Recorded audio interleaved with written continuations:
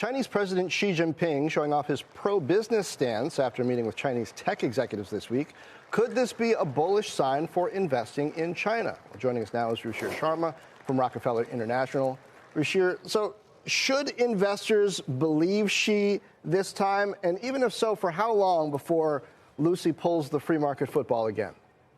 Well, if you really look at what's been happening in China, the market has been steadily rising and outperforming for the past year, really. And this year, that's become much more pronounced following the DeepSeek news. So I think there are larger forces at work here.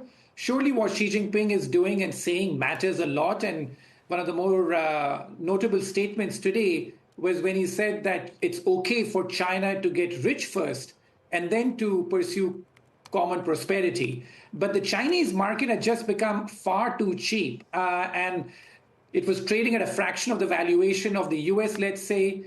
And what we're seeing over the past few months steadily is that that valuation is closing. So in a way, I think too many foreign investors had capitulated on China, deemed China to be uninvestable, but it's too large a market to ignore. And if anything, under the Trump administration, I think that there is a greater chance of some sort of a deal being done with China, which also the market seems to be sensing. So much Xi Jinping here, I think. But Ruchir, I'm haunted by images of Jack Ma dancing around like Michael Jackson. Not because him doing it was haunting, but because suddenly after that, he couldn't do it anymore. Wasn't so happy to be a Chinese billionaire. Is this opening the doors for that kind of period like we had before, where maybe investors felt like they could benefit from the full demographic, population possibilities in China? Granted, those possibilities don't look like they used to, but is it really that good now?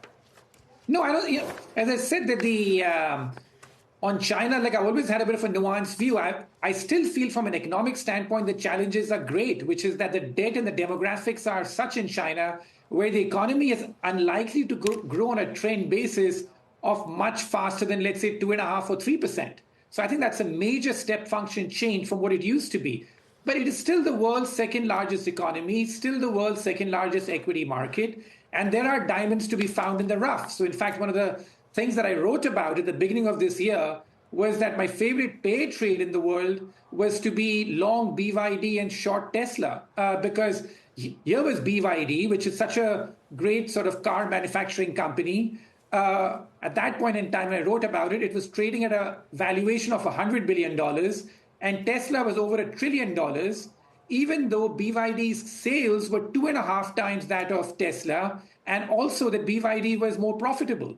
So I think that there are many diamonds to be found in the rough in China, and we need to have some exposure there. But would I sort of say that we should bet everything on China, as some people may think, all because its valuations are cheap? No. But the fact that the Chinese market has been showing signs of bottoming out over the past year, I think is a very important ingredient for emerging markets broadly, because China going down was not good news for emerging markets. So I think that there are broader implications here.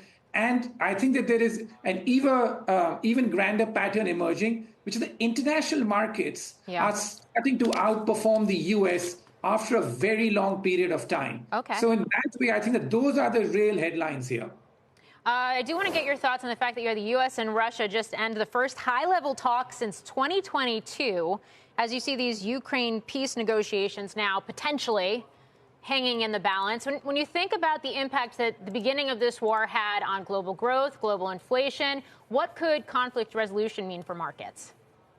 Well, for the markets, at least, if they do end up having a conflict resolution, that's obviously like a significant positive, particularly for Europe, particularly for Eastern Europe. But we've already come quite a bit of distance on that front. The probability, if you just look at Ukrainian bonds, the way they are trading, if you just do some sort of back of the envelope calculations, they are implying now more than a 50% chance of a deal being worked out pretty quickly. So we have moved there. But very clearly that if we were to get a successful resolution of the conflict, the Eastern European markets in particular look very attractive. And so therefore, my top pick of the year has been Poland, because I think that the Polish market still trades at a PE in the single digits. Its growth rate is accelerating. Inflation is relatively under control. and you got some good companies in there and could benefit a lot from the conflict resolution. So I think that Europe could be a big beneficiary of that. So the pieces are coming together for international investing to make some sort of a comeback here, the pattern, which is China, Europe. In Latin America, we have seen in terms of Mexico, Brazil being quite resilient this year. Okay. Argentina was the star story of last year. So these pieces are coming together. Great. Ruchir Sharma, thanks for taking us around the world.